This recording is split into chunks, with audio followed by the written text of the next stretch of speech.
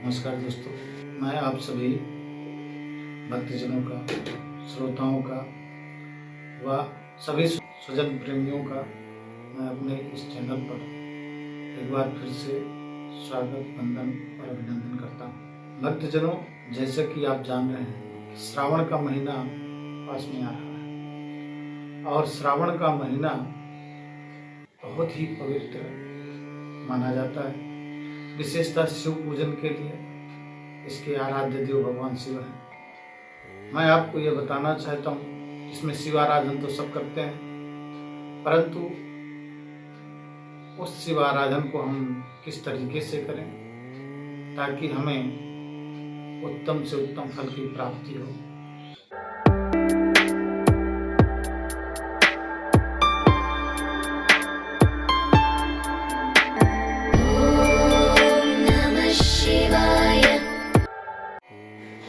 तो बंधुओं, आइए हम सबसे पहले अपनी मनोकामनाओं की पूर्ति हेतु पुष्पों के बारे में चर्चा करेंगे। ऐसा हम कौन सा पुष्प भगवान शिव की आराधना में प्रयोग करें ताकि हमारी मनचाही इच्छा की पूर्ति हो।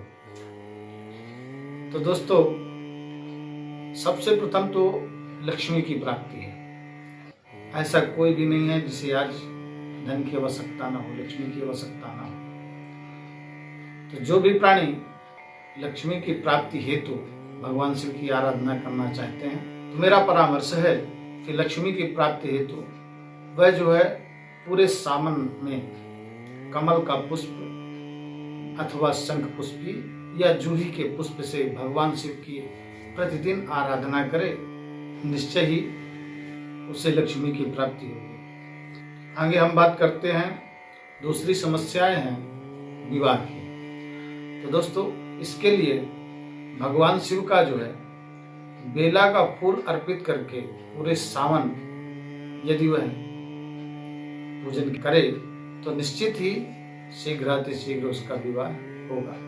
और जिनकी कुंडली में विशेष तौर पर विवाह में अत्यंत देरी का ग्रहों का समावेश है, तो ऐसे लोगों को साल भर तक बेला का पुष्प चढ़ा करके भगवान शिव की आराधना करनी चाहिए। दोस्तों, तीसरी समस्या जो मनुष्यों की सबसे ज्यादा है वह है संतान प्राप्ति की। तो संतान प्राप्ति के हेतु भगवान शिव की आराधना धतूरा का फूल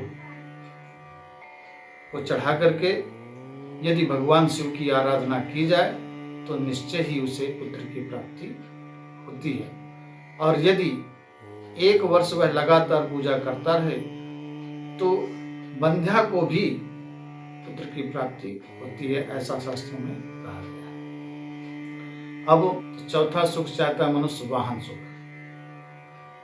वाहन का प्रयोग सबको करते हुए देख करके सबके मन में लालसा होती है कि मेरे यहाँ भी वाहन हो, पर किसी कारणवश यदि उसमें देरी हो रही है तो ऐसे लोगों को चाहिए कि चमेली का पुष्प चढ़ा करके भगवान शिव की आराधना करे तो निश्चय ही उसकी यह कामना पूर्ण हो जाएगी।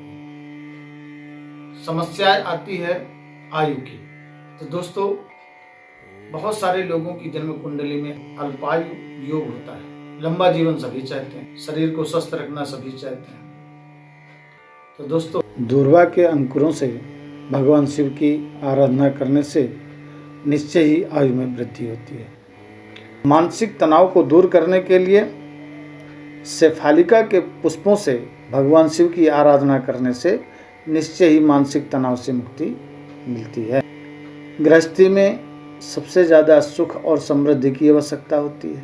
तो मैं आपसे कहना चाहता हूँ कि जिन व्यक्तियों को अपनी गृहस्थी में सुख और समृद्धि की वृद्धि करनी हो, हर श्रृंगार के पुष्प से जो है भगवान शिव की आराधना करें।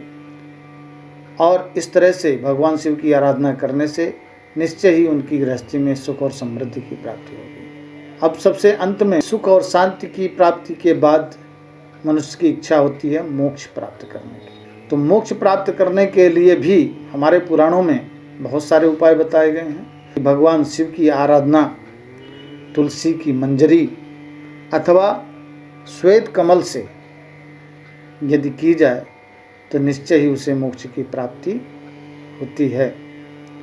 अतः दोस्तों, हमें विश्वास है कि आप सब जो है बताए गए उपायों को अपना करके अपने अपने जीवन को समृद्ध और सुखी बनाएंगे। धन्यवाद। नमस्कार।